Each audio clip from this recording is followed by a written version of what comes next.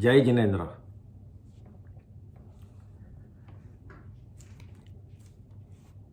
સમ્યક દર્શન, સમ્યક જ્ઞાન અને સમ્યક ચારિત્ર. સાચું દર્શન, સાચું જ્ઞાન અને સાચું ચારિત્ર જૈન ધર્મે બતાડ્યું છે. એને સાચું દર્શન, જ્ઞાન ને ચારિત્ર કહેવાય છે. આ ત્રણ ભેગા થાય એટલે મોક્ષનો માર્ગ થાય, મુક્તિનો માર્ગ થાય, રસ્તો થાય. આમાંથી કોઈ પણ આપણે એકલું માનીએ છૂટું કે ખાલી જ્ઞાન, ખાલી દર્શન કે ખાલી ચારિત્રથી મુક્તિ થશે તો એ મિથ્યાત્વ છે, એ ખોટી વાત છે. આ ત્રણેય હોવું જ જોઈએ સાથે, તો જ મુક્તિ થાય છે. જ્ઞાનથી શ્રદ્ધા બેસે, ફેથ આવે. આપણને જ્ઞાન લીધું હોય કે ના આ સાચી જ વાત છે. શ્રદ્ધાથી, ફેથથી જ્ઞાનમાં સાચા ખોટાની ખબર પડે અને વધારે સાચું જ્ઞાન લઈ અને એને વધારે પડતું એને પકડીને રાખી શકીએ. અને આ જ જ્ઞાન અને શ્રદ્ધાથી આગળ ચાલવું એ ચારિત્રનો માર્ગ થાય છે. સંસારથી વિમુખ એટલે બહાર નીકળવું, અને એ જે બહાર નીકળવું મુક્તિ માટે એ ચારિત્રનો માર્ગ, જેમાં બે ચીજ કરવાની છે.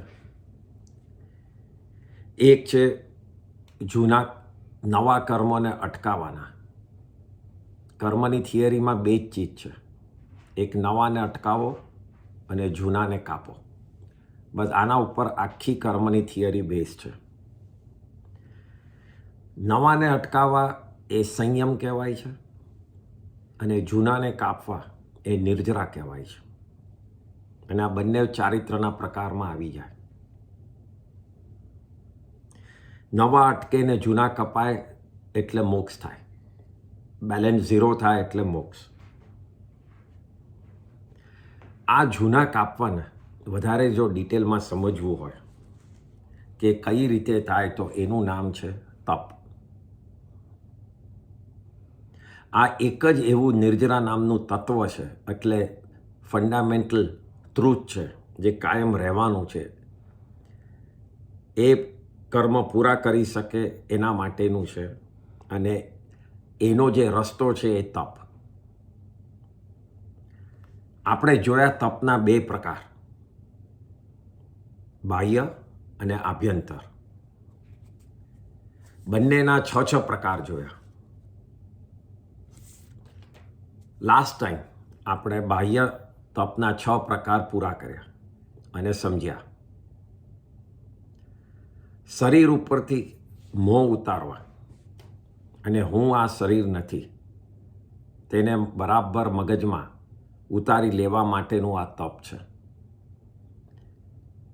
તેમાં શરીરને જે ગમતું હતું એને ન આપવું,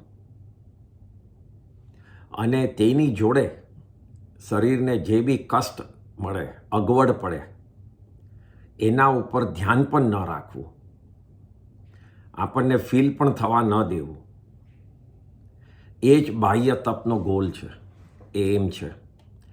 શરીરને ન આપવું અને કષ્ટ પડે તો એમાં હાઈ વોય કરવું, તો એ તપ નથી થવાનું. આપણે પ્રેક્ટિસ કરવાની છે કે શરીરથી મને કોઈ ફરક નથી પડતો, એને સગવડ મળી હોય કે અગવડ, અને એ જ બાહ્ય તપના ભાવ હોવા જોઈએ. શરીરને ગમે છે શું? એને ખાવું, મસાલાવાળું ખાવાનું ગમે, જુદું જુદું ટાઈપનું ખાવાનું ગમે, એને આરામ ગમે છે, લેઝીનેસ ગમે છે, એને જરાય તકલીફ ન પડે એવી સગવડો કાયમ ગમતી હોય છે. અને કોઈ પણ તકલીફ આવે તો તરત જ રસ્તો કાઢવા બેસી જાય છે. સારું પહેરવું, સારું સજાવવું, વગેરે શરીરને ગમતું હોય છે. આમાંથી આ એક બી ચીજમાંથી આત્માને કોઈ ફરક પડતો નથી. આનાથી આત્માનું કંઈ સુધારો થતો જ નથી. તો આપણે આ કરીએ છીએ કેમ? કારણ કે શરીરના મોહમાં છીએ અને અત્યાર સુધી એ જ મોહ આપણને પકડી રાખતો હતો. હવે આપણે હમણાં આટલું સમજ્યા પછી તપ શું છે, નિર્જરા શું છે, કર્મબંધ શું છે, કર્મના ફળ શું છે, હું પોતે કોણ છું, ધર્મના માર્ગ ઉપર આગળ જવાની ઈચ્છા વગેરેની સમજણ જે પડી અને એમાં આપણે વધારે આગળ જવું જેનાથી જૂના કર્મ નિર્જરા થાય અને એ આ બાહ્ય તપથી ચાલુ કરવાનું છે. બને તેટલા બાહ્ય તપના અણસણ, ઉણોદરી, વૃત્તિ સંક્ષેપ, રસ પરિત્યાગ, કાય કલેશ અને પ્રતિસંલીનતા, એ 6 તપમાં બને એટલો સમય કાઢવાનો. આપણે આજના દિવસે એક ઇમ્પોર્ટન્ટ ચીજ જેનાથી પણ થઈ શકતી હોય તો કરે. બહુ જ નાની ચીજ. આ 6 તપ કરવા માટે આજના દિવસમાં ખાલી 1 કલાક મનથી ચોવિયાર લે કે હું ખાઈશ પીશ નહીં. ખાલી 1 કલાક માટે આખા દિવસમાં જમવા બેસો તો કંઈક પણ ઓછું ખાઈશ જે મને મન હોય એનાથી. તપના ભાવથી ઓછું ખાઈશ એ રીતે મનમાં મૂકીને, કારણ કે યાદ રહે એના માટે. ઇવન અડધી રોટલી પણ ઓછી ખાઈશ એ પણ ચાલશે. જેટલી આઈટમ બનાવી છે ખાલી 1 આઈટમ નહીં લઉં. ઉપરથી આજે કોઈ મસાલો નાખીશ નહીં. જે બન્યું છે એ પછી ખાઈ લઈશ. ગરમી લાગતી હોય તો થોડોક વખત માટે બી હું એસી નહીં કરું તપના ભાવથી કે ચલો થોડુંક સહન કરીશ, અડધો કલાક બી સહન કરીશ, પછી ભલે તમે એસી કરો, પણ એ તપના ભાવની પ્રેક્ટિસ થશે. કોઈની બી જોડે વાત કરું તો આજે બને ત્યાં સુધી કોઈનું કાપીશ નહીં. બસ આ 6 ચીજ છે. આપણે આજે આટલું કરવાનું ખાલી. આમાંથી એક બી ચીજ એવી નથી કે જે ડિફિકલ્ટ છે. કોઈ પણ ચીજમાંથી આઉટ ઓફ ધ વે જવાનું છે જ નહીં. બહુ જ ઇઝી છે. જો આજે 1 દિવસ કરશું તો કદાચ 1 દિવસ, 2 દિવસ, અઠવાડિયું થશે ને અઠવાડિયામાં તો પ્રેક્ટિસ પડી જશે. મનને ઓલરેડી માઇન્ડમાં ઓટોમેટિકલી આવી જશે. એ યાદ નહીં કરવું પડે અને એનાથી તમે આ તપ કરતા થઈ જશો અને પછી દરેક જણ પોતપોતાની લિમિટ પ્રમાણે વધી શકશે. તો આટલું આજે ઓછામાં ઓછું જેનાથી બી થાય એ કરવાની ટ્રાય કરવાની. આમ બાહ્ય તપ આપણે પૂરું કર્યું અને હવે આભ્યંતર તરફ જઈએ, જે બીજો પ્રકાર છે તપનો. આભ્યંતર તપ એટલે શરીરને તપાવી એને એકદમ જ ગરમ કરી તેને ડિસિપ્લિનમાં રાખવાનું. એને ગરમ કરવાની વાત છે. તપાવવું એટલે એકચ્યુઅલી ગરમ નહીં, પણ એને ડિસિપ્લિનમાં રાખવાનું. શરીરને ઉપયોગી વસ્તુઓ ખાવું, ઓઢવું, બેસવું, પહેરવું, ફરવા જવું, સજાવવું, મોજશોખ કરવો, તે બધાને કંટ્રોલમાં લાવી અલ્પ કર્મબંધ ઉપર આવી જવું, એ આપણે બાહ્ય તપમાં જોયું. શરીરને ગમતી વસ્તુ નહીં, પણ આત્માને કેવી રીતે ઓછામાં ઓછું પનિશમેન્ટ થાય, અલ્પ દોષ લાગે, એ કંટ્રોલ કરવો એટલે બાહ્ય તપ. અને આના પછી જે વધારે ડિફિકલ્ટ છે તે મનનો, વિચારોનો, ઈચ્છાઓનો કંટ્રોલ કરવાનો છે. માન, અપમાનને ભૂલી જઈ ખૂબ જ ઇગોલેસ નમ્ર બનવું એટલે આભ્યંતર તપ. સમજો, બહુ જ ડિફિકલ્ટ છે. શરીરનું આની સામે બહુ જ ઇઝી લાગશે બધું જ.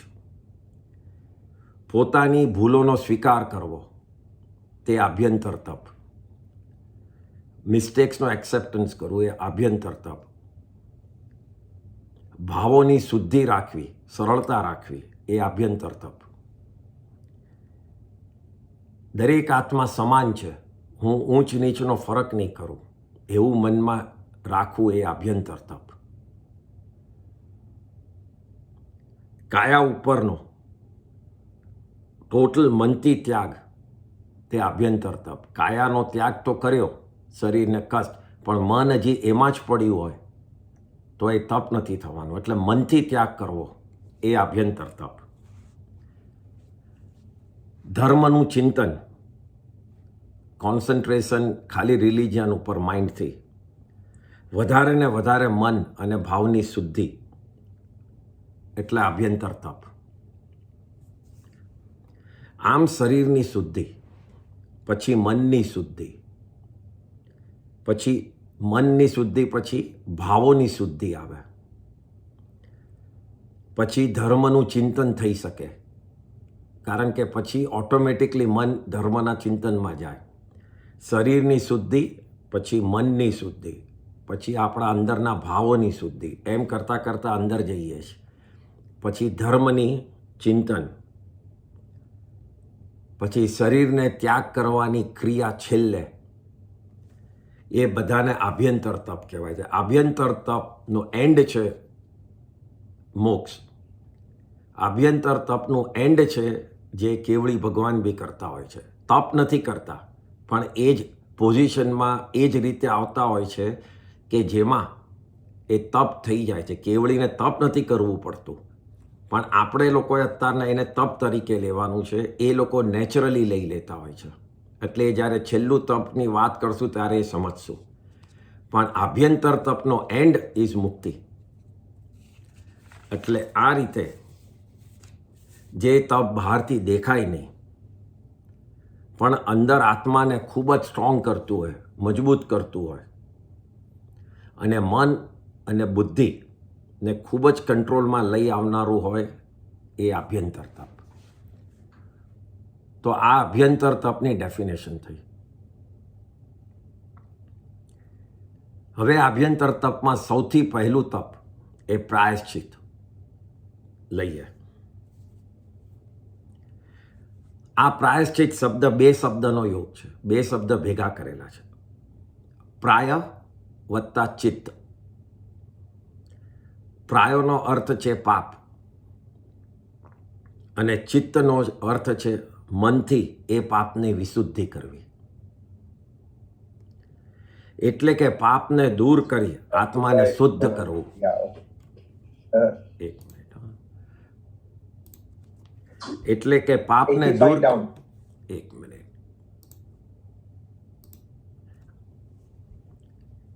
પાપને દૂર કરી આત્માને શુદ્ધ કરવું એટલે પ્રાયશ્ચિત.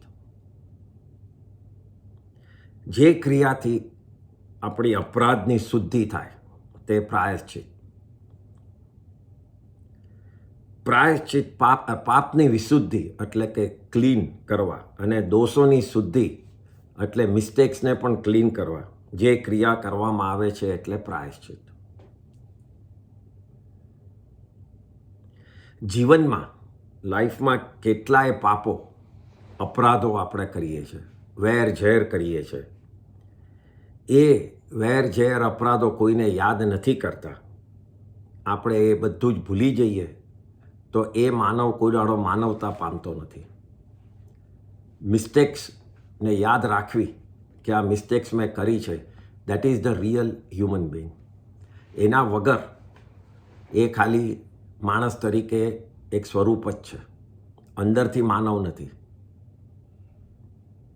અને આ માનવતા જો અંદર ન હોય તો કલ્યાણ થવાનું નથી, કોઈ દાડો મુક્તિ થવાની નથી. કારણ કે મનુષ્યનો ભાવ જ મુક્તિ થાય છે, અને મનુષ્યનો ભાવ એ ફિઝિકલ નથી એકલો, ભાવથી પણ મનુષ્ય બનવો જોઈએ. અને એઝ અ મનુષ્ય એટલે કે માણસ એ ભાવથી નમ્ર હોવો જોઈએ. એટલે જ્યાં સુધી પોતાની મિસ્ટેક્સોને એને યાદ નહીં રહે ત્યાં સુધી એનામાં અંદરથી માનવતા પ્રગટ નથી થવાની. આપણા કપડાં મેલા થઈ ગયા હોય, ગંદા થઈ ગયા હોય, તો એને ધોયા વગર આપણે નવા કપડાં તરીકે ગણતા નથી, ચોખ્ખા કપડાં તરીકે ગણતા નથી. તો એ જ રીતે આપણે જૂનાની શુદ્ધિ એ પહેલો સ્ટેપ છે. જૂની મિસ્ટેક્સો કાઢી અને શુદ્ધ થવું, ક્લીન થવું, પ્યોર થવું એ પહેલો સ્ટેપ છે. આત્માની ઉપર પાપોનો જે મેલ પડ્યો છે એ કાઢ્યા વિના આત્મા શુદ્ધ કેવી રીતે થશે? આત્મકલ્યાણ માટે એક જ રસ્તો છે કે તે પોતાની થઈ ગયેલી ભૂલો ગુરુની સમક્ષ એને લાવે. એટલે ગુરુની સામે એ ભૂલો જે રીતે થઈ છે એ જ ભાવથી એ જ રીતે લાવી અને ગુરુની પાસે માફી માંગે ને ગુરુ જે બી પનિશમેન્ટ આપે એ લે, તો એ કમ્પ્લીટ પ્રાયશ્ચિતનું આખું તપ થયું. પ્રાયશ્ચિત તપનું સૌથી ઇમ્પોર્ટન્ટ પોઈન્ટ શું છે? સૌથી ઇમ્પોર્ટન્ટ વાત શું છે? તો એ પોતાની ભૂલોની માફી માંગવી. તે આ તપ તો તેમાં સૌથી ઇમ્પોર્ટન્ટ વાત છે જ, પણ તેનાથી પણ મોટી ઇમ્પોર્ટન્ટ વાત છે કે પોતાની ભૂલ થઈ છે એ માનવું. કારણ કે 100માંથી 80 જણ તો એ માનવા નથી કે પોતે ભૂલ કરી છે. બીજાની જ ભૂલ એને દેખાતી હોય છે. એટલે જ્યાં સુધી તમે પોતાની ભૂલ પોતે માનશો નહીં, પોતાની મિસ્ટેક્સ એક્સેપ્ટ નહીં કરો, ત્યાં સુધી પ્રાયશ્ચિત શેનું લેશો? અને એ નહીં લો તો તપ કેવી રીતે થશે? એકવાર પોતે ભૂલને એક્સેપ્ટ કરે પછી નેક્સ્ટ સ્ટેપ છે તો ખૂબ જ નમ્ર, હમ્બલ બની અને પોતાના ઈગોને સાઈડ પર મૂકે અને જે પાપ જે રીતે જે ભાવે સેવાયું હોય તે જ રીતે તેને બરાબર જોઈ, ચારે બાજુથી જોવું, એ એનું બીજો સ્ટેપ થાય છે, જેને આલોચના કહેવાય છે. પ્રાયશ્ચિતમાં આલોચનાનું ઇમ્પોર્ટન્ટ કેમ છે? બધાને આ શબ્દ ખબર હશે. આલોચના ગુજરાતીમાં કહેવાય છે ને, આલોચના. ચારે બાજુથી લોચન એટલે આંખથી જોવું, એનું અર્થ થાય છે આલોચના. આ પ્રાયશ્ચિતમાં ઇમ્પોર્ટન્ટ કેમ છે કે સેકન્ડ સ્ટેપ કેમ છે? પહેલો સ્ટેપ છે પોતાની મિસ્ટેક એક્સેપ્ટ કરવી. બીજો સ્ટેપ છે આલોચના. કારણ કે આપણે ચારેય બાજુથી ખૂબ જ ધ્યાનથી જોવાનું છે કે મેં શું મિસ્ટેક કરી છે. દાખલા તરીકે આપણે ગાર્ડનમાં ઝાડ કપાવ્યું, તો મેં ઝાડ કપાવ્યું એનું પ્રાયશ્ચિત લેવા જાઓ તો એ અડધું પ્રાયશ્ચિત છે. કારણ કે કાપવાની સાથે તમારે લિસ્ટ કરવું પડે મનમાં કે 2 ઇન્દ્રિય, 3 ઇન્દ્રિય, 4 ઇન્દ્રિય જીવો નીચે હણાઈ ગયા હોય, પાણી જ્યાં પડ્યું હોય નીચે એના જીવો હણાઈ ગયા હોય એટલે મરી ગયા હોય, મરાયા હોય. એવી રીતે ફૂલ ડિટેલ, પક્ષીનો માળો તૂટી ગયો હોય એ ઝાડ કાપતા, આ એક એક્ઝામ્પલ છે. તો એ દરેકે દરેક પાપનું લિસ્ટ કરીને દરેકે દરેક પાપ જે રીતે થયું એને કહેવું, એ જ પ્રાયશ્ચિત છે. ખાલી સાહેબ ઝાડ કપાયું છે મને પ્રાયશ્ચિત આપો, એ અડધું પ્રાયશ્ચિત છે. એક ભૂલોને એક્સેપ્ટ કરવી એ આલોચના કહેવાય. એટલે આલોચના આપણે પ્રતિક્રમણની પહેલાં કરતા હોઈએ છીએ કે નાનામાં નાની ભૂલો પણ હું વિચારી લઉં પછી હું પ્રતિક્રમણ કરવા બેસું. પ્રતિક્રમણમાં જ હું ફાસ્ટ વિચાર કરું તો બધી ભૂલો નથી વિચાર થવાની. એટલે આલોચના પહેલી કરવાની આવે છે, પ્રાયશ્ચિત એ પ્રતિક્રમણ થાય છે. મહાસતીજીઓ, સાધ્વીઓ જ્યારે માંદા હોય અને હોસ્પિટલમાં જાય છે ત્યારે એ લોકો શું કરે છે?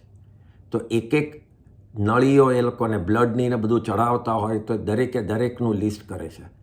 એમાં 2 ઇન્દ્રિય જીવ કે કોઈ પણ મરે નહીં કે મર્યા હોય એમનાથી તો એનું લિસ્ટ કરે.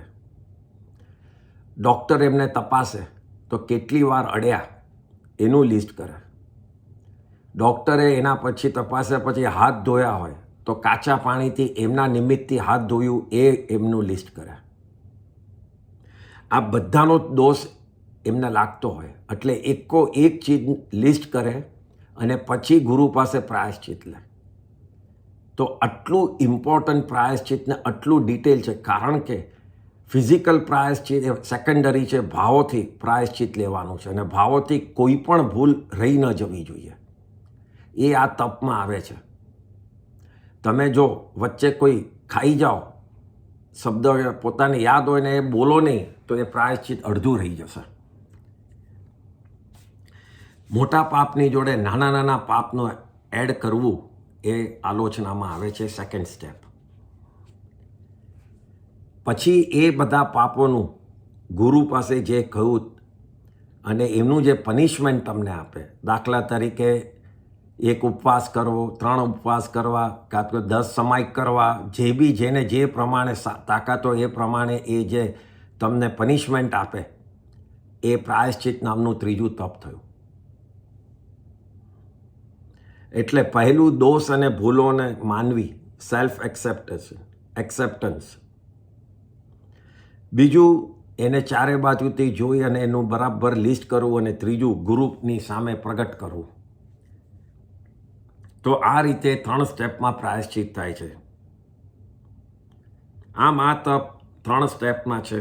એમાં ઈગોલેસ થવું, નમ્ર બનવું, માથુંને નમાવવું પડે છે દરેક, કારણ કે એવરી જગાએ તમે જ્યાં એક્સેપ્ટ કરો ભૂલ એટલે તમારે માફી માંગવાનું આવી જ જાય.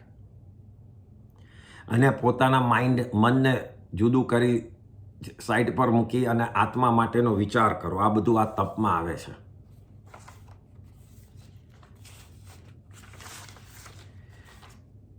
આ બહુ જ ઇમ્પોર્ટન્ટ પોઈન્ટ છે જે આપણે યાદ રાખવાનો છે કે પ્રાયશ્ચિત, આ આપણા આગમમાં લખેલું છે, પ્રાયશ્ચિત કરવાની ભાવનાવાળા, જેને પ્રાયશ્ચિત કરવાના ભાવ થયા હોય કે આ બધી મેં ભૂલ કરી છે.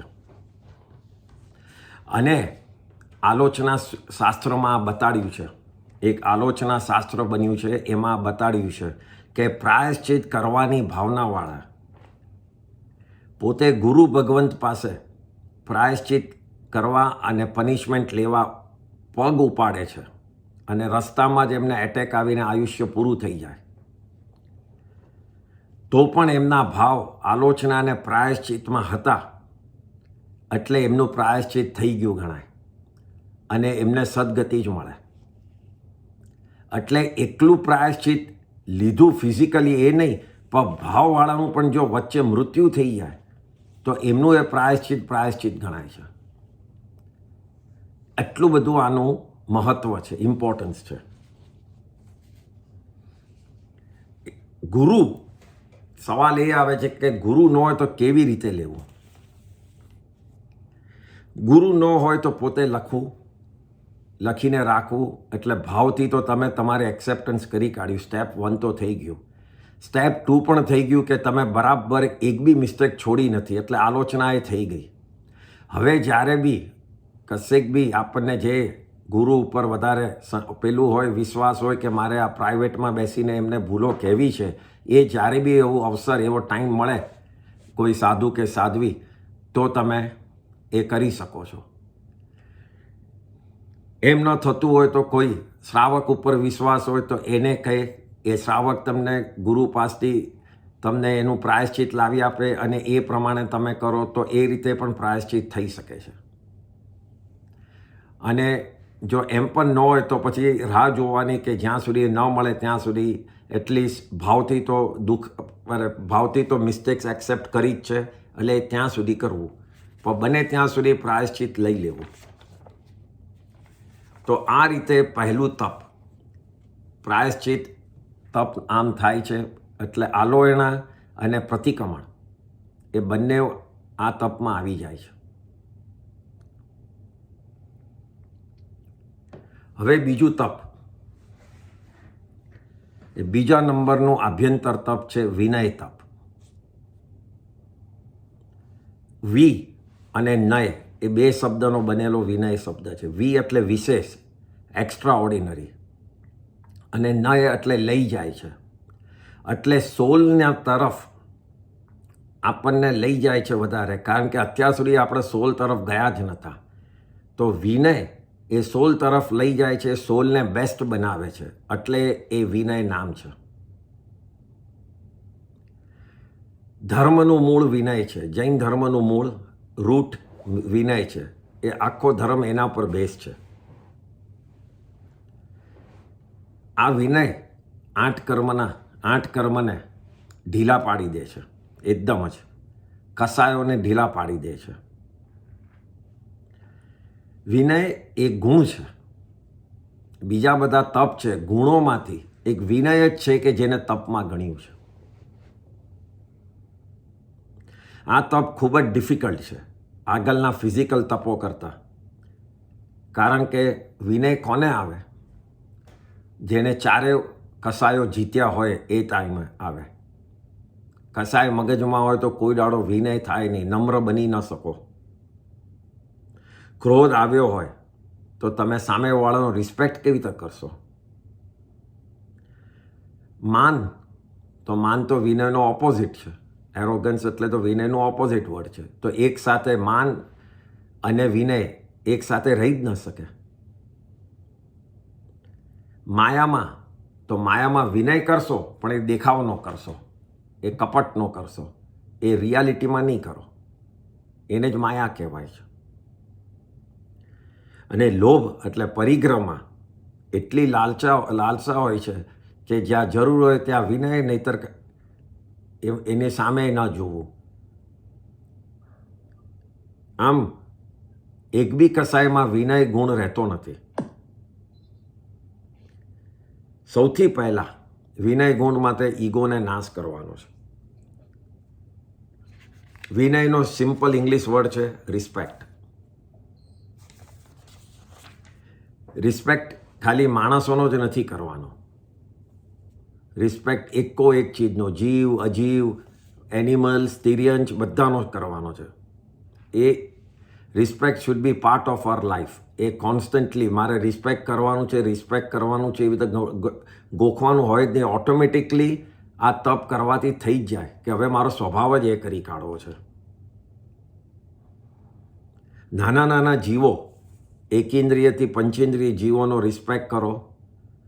એમાં સૌથી ઇમ્પોર્ટન્ટ નાના જીવોનું તો એ જ છે કે એ લોકોને ભય ન લાગે, એ લોકો પોતાના એક્ઝિસ્ટન્સમાં રહી શકે. એટલે ઓટોમેટિકલી એ લોકોનો વિનય થઈ ગયો.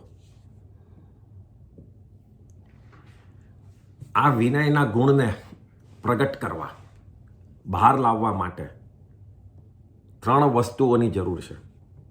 એક છે ડિસિપ્લિન, એટલે અનુશાસન ગુજરાતીમાં. ડિસિપ્લિન એ ખાસ ખ્યાલ રાખવાનો કોન્સ્ટન્ટ કે ક્યાંય પણ સામેવાળાને કંઈ પણ રીતે હું હર્ટ નથી કરતો ને, એ discipline. Constant awareness is discipline. બીજો સ્ટેપ છે આત્મ સંયમ, એટલે સદાચાર. ઓલવેઝ આત્માને સંયમમાં રહેવું, સદાચારમાં રહેવું, મન વચનના કાયામાં. એ લોકોને કંટ્રોલ આપણે રાખવાનો, આપણે એ લોકોના કંટ્રોલમાં નહીં જવાનું. પોતાનું behaviour on a normal day to day લાઈફમાં બધાની જોડે આચાર સારો જ હોવો જોઈએ. આચાર એટલે વ્યવહાર સારો જ હોવો જોઈએ. પ્રિન્સિપલ્સ ઓફ લાઈફ તમારા ફિક્સ જ હોવા જોઈએ. એકચ્યુઅલી દરેકના એક જ જેવા હોવા જોઈએ. ભલે કંઈ પણ રિઝલ્ટ આવે પણ હું ખોટું નહીં બોલું. આ વિનય થયું. ભલે મારે પૈસાની ખૂબ જરૂર હોય પણ હું ચોરી નહીં કરું. તો આ વિનય થયો.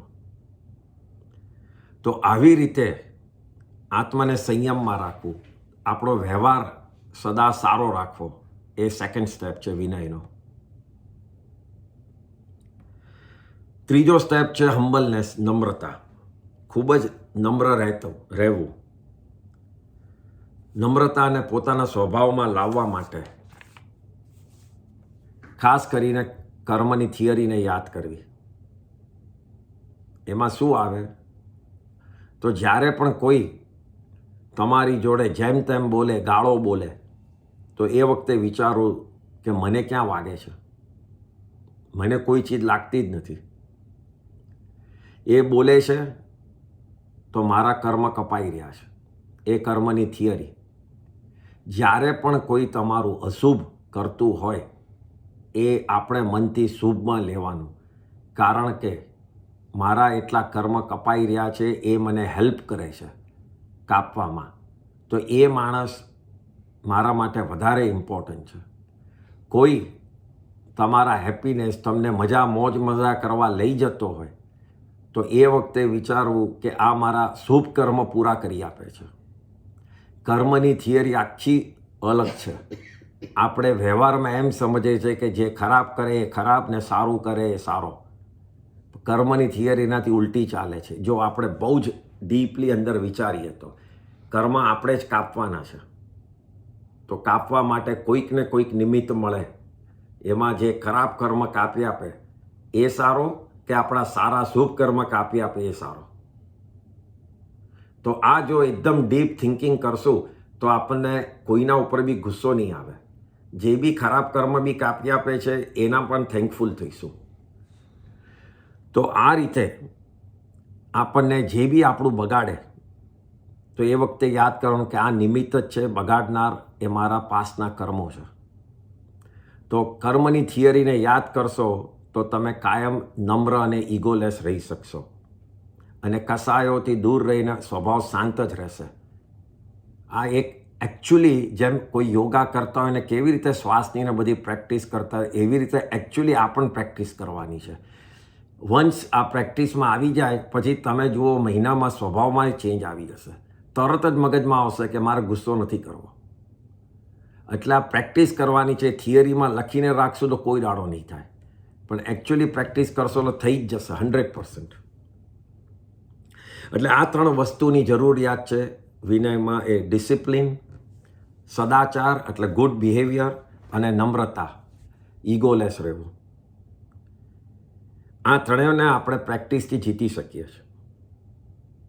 વિનય કોનો કરવાનો છો તો દેવોનો એટલે હરિયન ભગવાન, સિદ્ધ ભગવંતનો, ગુરુનો એટલે નૌકાર મંત્ર જ આવી જાય. દેવ અને ગુરુ એટલે નૌકાર મંત્ર આખો આવી ગયો. ધર્મનો, માતા પિતાનો, ભાઈ બહેન સગાવાલાઓનો, જેની જોડે રોજ આપણો સંબંધ છે એનો તો ખાસ ધ્યાન રાખીને વિનય હોવો જ જોઈએ. સામાયિક કરીએ કે પૂજા કરીએ તો તે રિસ્પેક્ટફુલી કર્યું કે નહીં, કે જેમ તેમ ચલાવી લીધું, મોડું થાય છે એટલે, તો એ વિનયમાં હોવું જોઈએ. પેરેન્ટ ને બીજું કંઈ જ નહીં, પેરેન્ટ્સને પણ તેમના તરફ ગુસ્સો ન કરીએ એ એક વિનય થયું. બહાર જતા હોઈએ તો ખાલી પૂછીને જઈએ કે કંઈ જોઈએ છે તો એક વિનય થયું.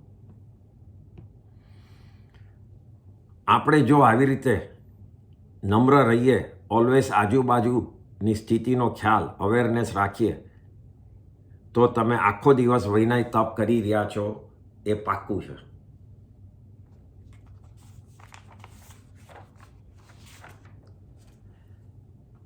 આપણે કહીએ છીએ કાયમ ધર્મમાં કે બધાથી દૂર થઈ જાઓ,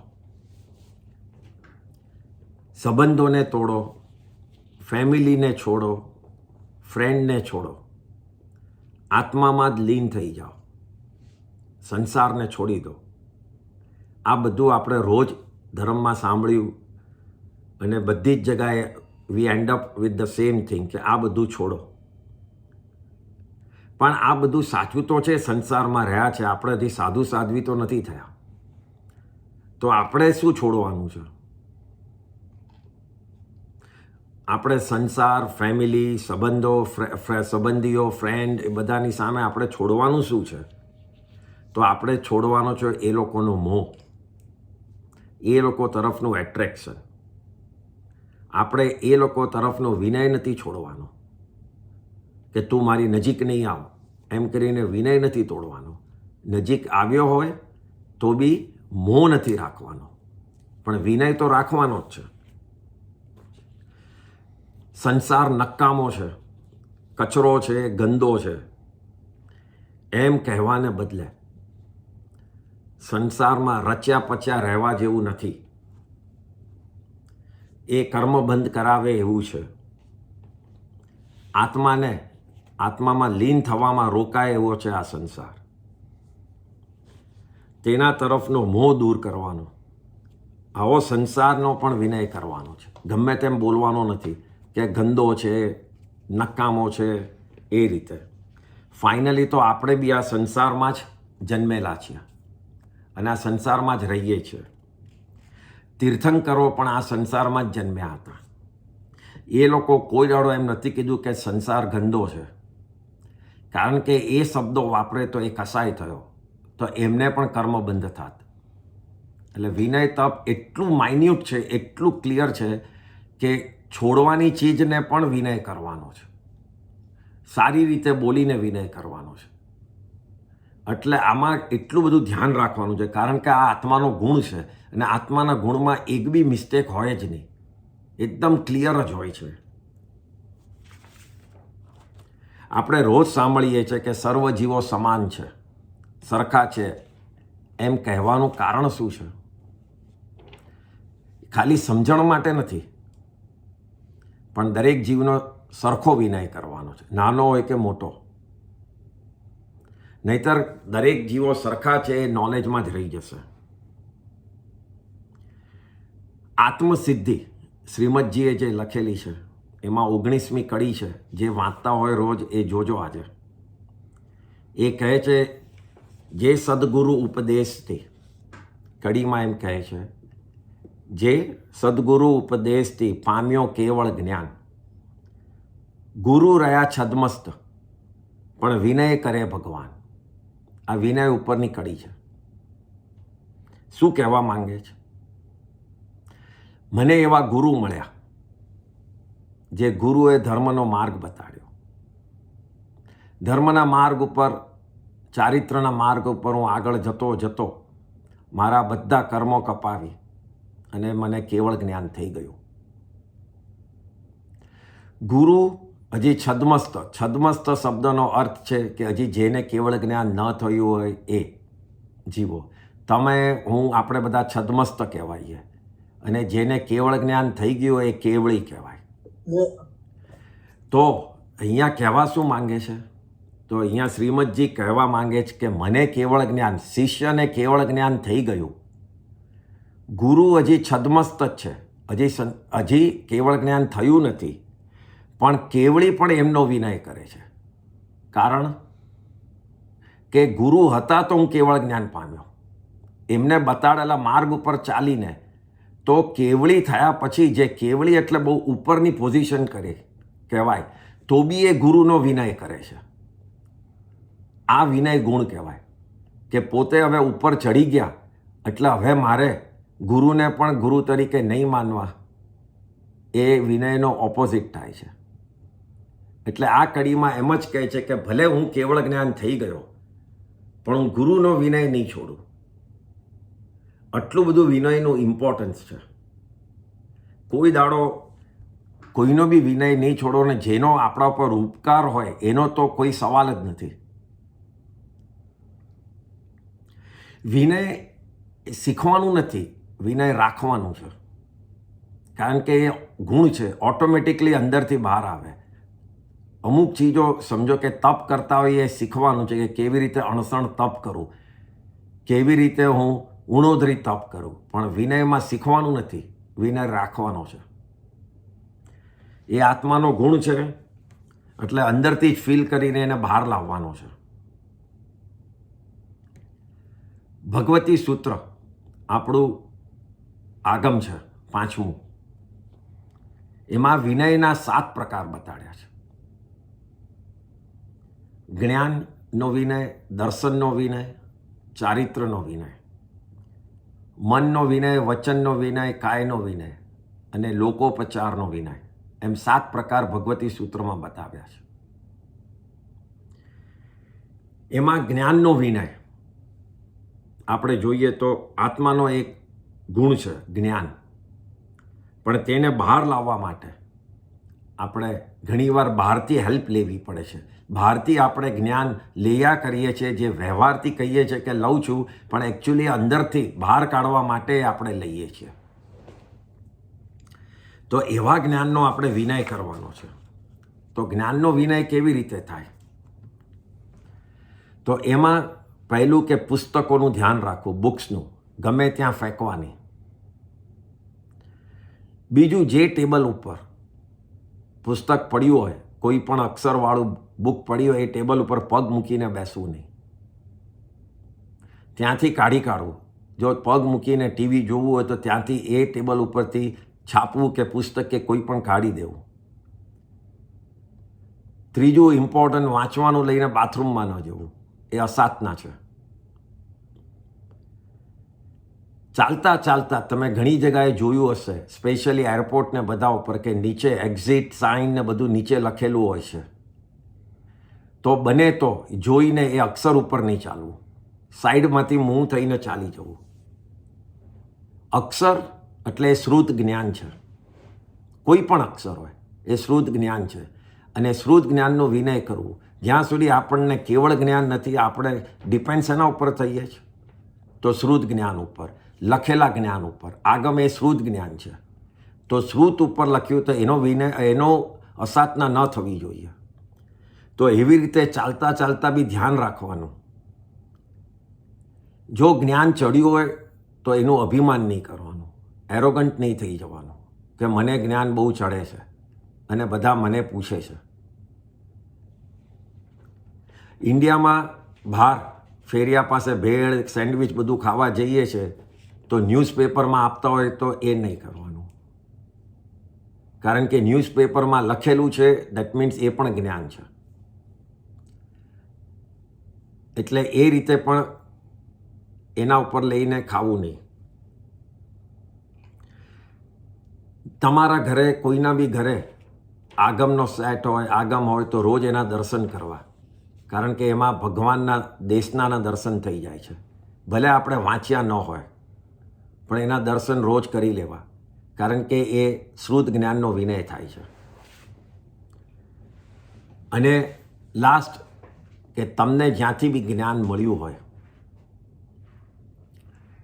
કોઈ તમને પૂછે કે આ તમે ક્યાંથી શીખ્યા, કે આ તો મેં બધું વાંચીને લીધું, બધું જાતે શીખ્યો, અને ગુરુનું નામ છુપાવી દો, એ નહીં કરવું. કોઈ બી દાડો જો તમને કોઈ પૂછે તો કે તમે ક્યાંથી, તો હું મારા ગુરુ પાસે, આમની પાસે મળીને બધું મને એમને સમજાવ્યું, મને સવાલો જે હતા, એમ જે બી હોય એ કહી દેવું. કારણ કે જ્ઞાન આપનાર ગુરુનું પણ નામ છુપાવવું એ જ્ઞાનનો અવિનય છે. તો આવી રીતે જ્ઞાનનો વિનય રાખી શકાય છે, આ બધું છોડીને. નેક્સ્ટ છે દર્શનનો વિનય, એટલે શ્રદ્ધાનો વિનય. દર્શન એટલે શ્રદ્ધા. ભગવાનના અને આગમના એક એક શબ્દ ઉપર શ્રદ્ધા રાખવી. મને સમજાય કે ન સમજાય, મને શંકા પડે કે ન પડે, 500 ધનુષના મનુષ્ય હશે કે નહીં હોય, આરાના ફેરફાર આમ ચાલતા હશે કે નહીં હોય, કરોડો વર્ષના આયુષ્યવાળા દેવતાઓ હશે કે નહીં હોય, જે બધી જ ચીજ આગમમાં લખેલી છે. આગમમાં એટલું ડિટેલ લખેલું છે, નાનામાં નાનું સેન્ટીમીટર સુધીના માપો પણ લખેલા છે. પૃથ્વી કેટલા સેન્ટીમીટર લાંબી છે, એક એક દેવલોકો કેટલા છે, એટલું ડિટેલ નોલેજ આગમમાં આપેલું છે. હવે એમાં માનવું ન માનવું, જો ન માનો તો તમે શ્રદ્ધાનો અવિનય કર્યો. એટલે આપણે તો એ કરવાનું છે જ નહીં. કંઈ પણ ન સમજે તો મારા બુદ્ધિની બહારની વાત છે એમ માની લો, પણ આ ખોટું છે, હંબક છે, તો એ અવિનય થશે.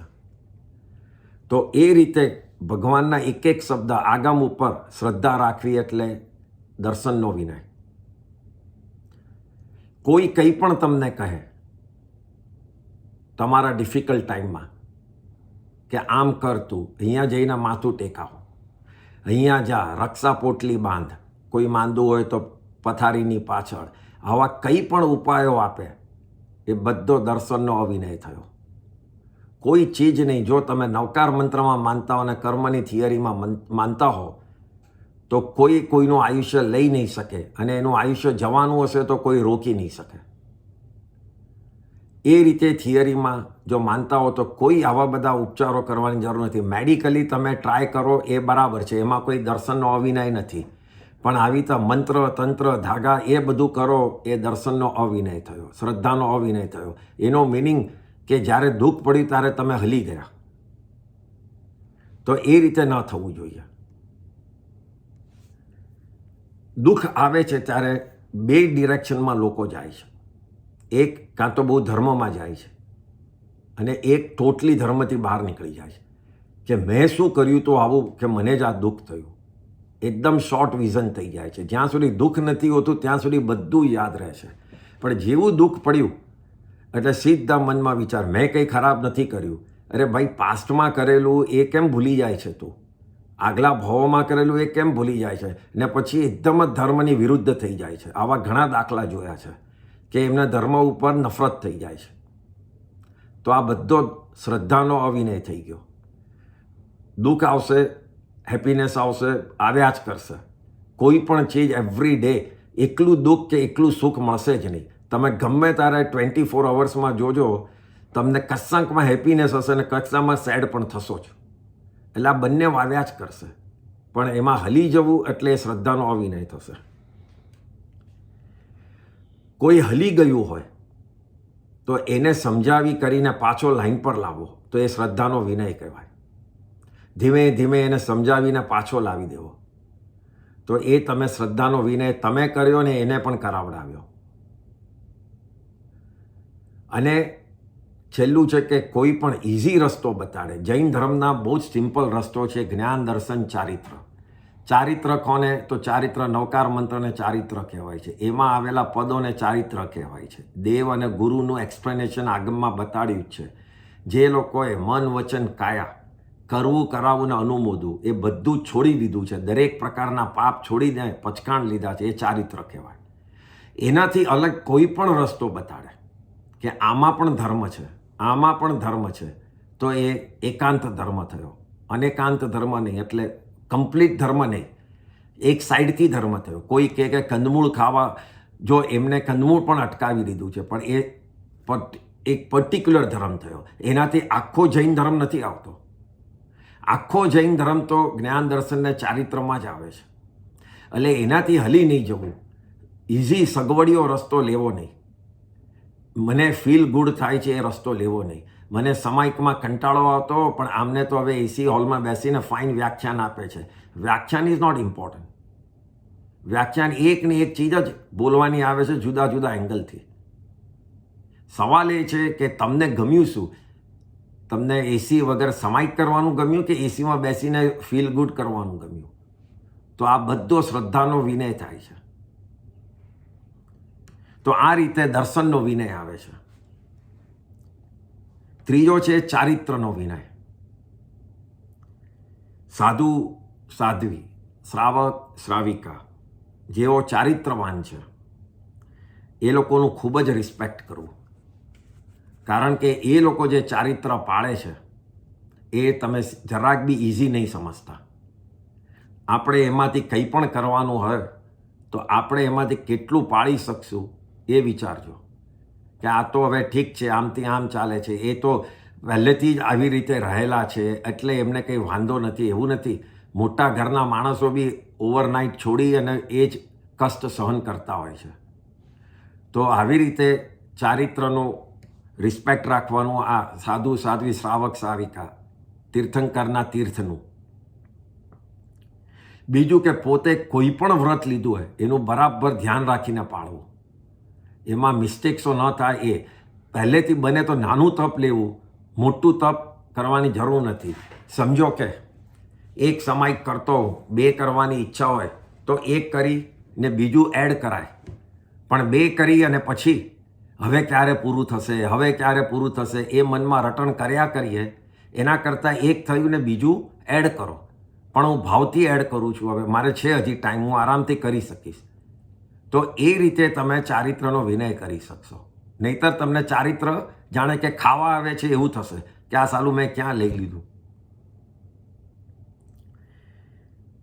સામાયિકમાં સંસારની વાતો કે મારે આજે શું શું કરવું છે એજન્ડા લખવાની જરૂર નથી. એ સામાયિક પટે એટલે લખજો. હમણાં તો મારે સામાયિક એટલે ધર્મનું વાંચન કરવું છે, ક્યાં તો કંઈ ગોખવું છે, ક્યાં તો માળા ગણવી છે, કે એ જે બી કરવું હોય. અને કોઈએ પણ નાની મોટી કોઈ પણ બાધા લીધી હોય તો એનું અનુમોદન કરવું. કોઈ પણ ટાઈમે એમ નહીં કહેવું કે આ શું આટલું, નાનામાં નાનું પણ કર્યું હોય ને એનું અનુમોદન કરવું. કારણ કે એવરી સ્ટેપ ઇઝ અ તપ. કોઈએ નાનાથી ચાલુ કર્યું હોય તો પણ આ તે સારું કર્યું, હવે જોજે વધારે થાય તો. સો આ રીતે તમે ચારિત્રનો વિનય કરી શકો છો. નેક્સ્ટ છે મનનો વિનય. સારા વિચારો કરવા, ખોટા સંસારના પ્લાનિંગો આખો દિવસ કરવા નહીં બેસવું, એમાં જ બિઝી નહીં થઈ જવું. મનમાં કસાયોને લાવવાની વારે ઘડીએ બેઠા બેઠા બી આપણે શું હોય છે, જૂના કોઈ પ્રસંગો યાદ આવે છે અને એ જ વખતે ક્રોધ પણ આવી જાય છે કે આણે સાલા મને આમ કીધેલું, એનો કંઈ અર્થ નથી. હવે એ સામે ઊભો નથી, એ સમય બી સામે નથી, આપણે બી પાસ ઓન થઈ ગયા છે. તો હવે એના કસાયો પાછા કરવાનો અર્થ શું છે? તો મનમાં એ કસાયો ઊભા ન આવે એ મનનો વિનય થયો. સારા ભાવો રાખવા એ મનનો વિનય થયો. અને ધ્યાનમાં વધારે રહેવું, શુભ ધ્યાનમાં, એ વધારે મનનો વિનય થયો. વચનનો વિનય પછી નેક્સ્ટ, સારું બોલવું અને સાચું બોલવું, આ બંને વચનનો વિનય છે. એકલું સારું બોલો પણ ગપ્પું મારવું તો એ વચનનો વિનય નથી થતો. સાચા જોડે સારું બોલવાનું છે. કોઈને ખરાબ ન લાગે એવું બોલવું, ઉદ્ધતાઈથી એરોગન્સથી નહીં બોલવું, ગમે તેવું હોય. કોઈના ઉપર, આ બહુ જ ઇમ્પોર્ટન્ટ છે, કોઈના ઉપર તરત જ આક્ષેપ નહીં મૂકી દેવો.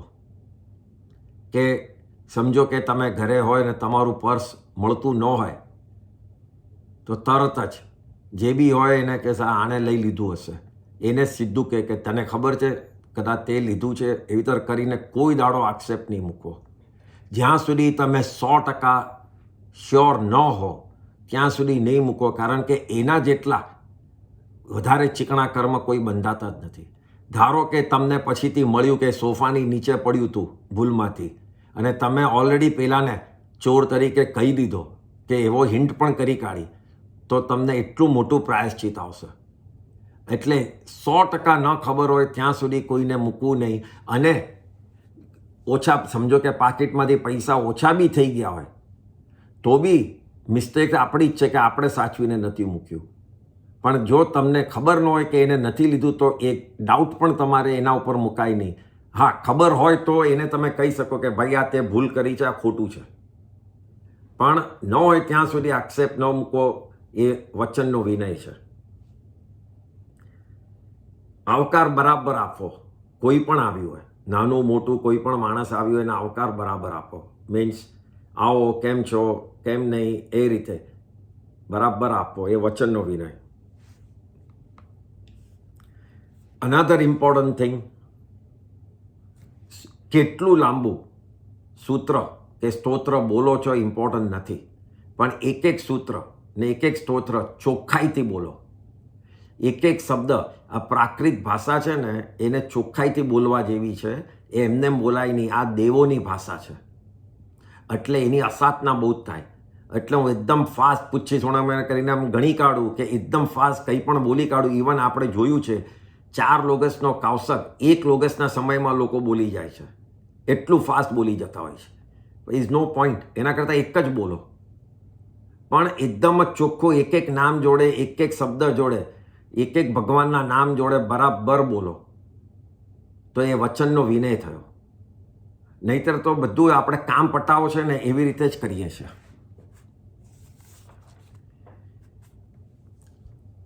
કાયાનો વિનય, તો શરીરના હાવભાવ કેવા હોવા જોઈએ, આપણી બોડી લેંગ્વેજ એ કાયાનો વિનય છે. કોઈને એમ ન લાગવું જોઈએ કે આને ગમતું નથી, કે આ છે કે આને ગુસ્સો ચડ્યો છે. એ કાયાથી પણ આપણે બતાડી શકીએ છીએ. આપણો body language is very important.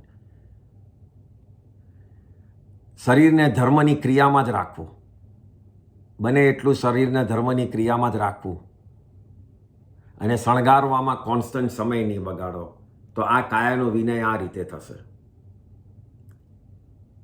અને છેલ્લે છે લોકોપચાર, એટલે લોકમાં કેવો વ્યવહાર કરવો એ વિનય.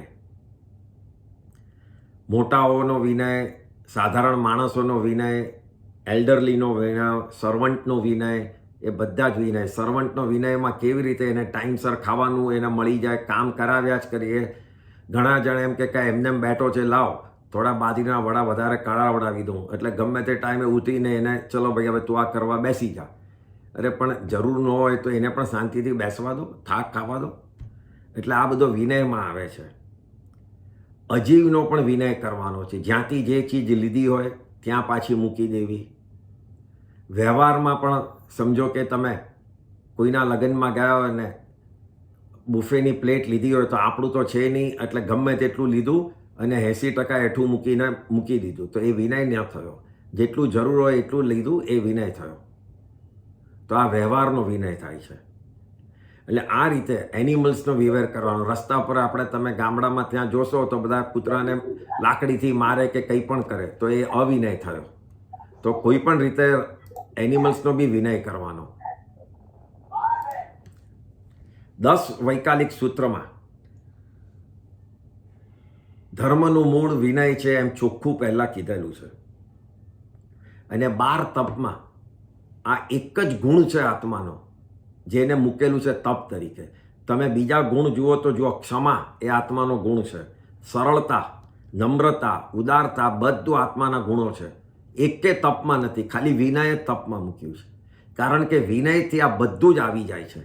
તમને જો વિનય હશે તો કોઈને ક્ષમા પણ આપી દેશો, કોઈની જોડે સરળ બી રહેશો તમે. એટલે વિનય કવર્સ એવરીથિંગ. એટલે વિનયમાં રહેવું, વિનય તપમાં રહેવું એ મોટામાં મોટી પ્રેક્ટિસ છે. કારણ કે એનાથી આપણો આખો સ્વભાવ બદલાઈ જાય છે. અણસણથી તમે શરીરને છૂટું કરો છો, પણ વિનયથી તમે આત્માનો સ્વભાવને પાછો બહાર કાઢો છો અંદરથી, અને બહારનો જે કસાયોનો સ્વભાવ છે એને તમે દબાવી દો છો. એટલે વિનય તપ એટલું ઇમ્પોર્ટન્ટ છે. તો આ રીતે વિનય તપ થાય છે. તો આ રીતે આપણે 2 તપ આજે જોયા, અને હવે નેક્સ્ટ ટાઈમથી 3 નંબરથી ચાલુ કરશું. હમણાં 1 મિનિટ, હા, કોઈને બી અત્યારે કોઈને કંઈ સવાલ છે આ તપ? અમિતજી, જય जिनेन्द्र। जय जिनेन्द्र। विनय के सेकंड पॉइंट में आपने कहा कि यदि कोई आप पे विपदा आती है, दुख आता है, तो धर्म के प्रति आपकी आस्था बिल्कुल या तो कम हो जाती है या आप एकदम विपरीत हो जाते हैं। हाँ जी। तो ऐसे कौन से कर्मों का उदय होता है कि ऐसी स्थिति आती है? और दूसरी बात ये कि उसे रिस्टोर करने के लिए, आस्था में वापस जाने के लिए आपको क्या प्रयत्न करना चाहिए? ज्ञानावर्णीय कर्म अज्ञानता से ये ऊपर आ जाता है, और सातावेदनीय कर्म भी आर्त ध्यान जब भी करते हैं तभी ये आता है, तभी धर्म ध्यान छूट जाता है, तभी धर्म के विमुख हो जाते हो. तो धर्म ध्यान में रहना ये इम्पोर्टेंट है. ये ऐसा विचार ना आए उसके लिए. और श्रद्धा को जमाने श्रद्धा को पकड़ के रखने के लिए तो वो मोहनीय कर्म के जो दर्शन मोहनीय है वो प्रबल बनाना चाहिए. किसी के पास भी आपको इतना बड़ा क्रोध आता है तो जो नॉर्मल आपके आजू बाजू में कोई श्रावक हो गए कुछ, उसके साथ वेंट आउट करके आपको निकालना चाहिए. Then maybe he or she can explain you कि what is it, why you are feeling like that. It is not anybody's fault, it is not anything, you have not done anything wrong now, it is coming from the past, and that's why you are feeling the pain now, and it is you who has done it, and so it is you who will have to bear it. So all this knowledge again and again will put you back on the right path.